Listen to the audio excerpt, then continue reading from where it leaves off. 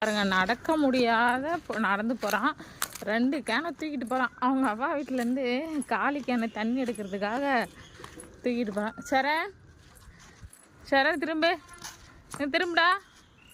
வர நடக்க முடியாமல் புள்ள போகுது. ஆனால் 2 கேன் தூக்கிட்டு போகுது.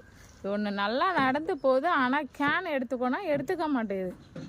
ஆனால் சரண் பாருங்க, கை வலிக்குதான், கையை உதறி ஆனால் இருந்தாலும் 2 கேனையும் தூக்கிட்டு போகிறான். நான்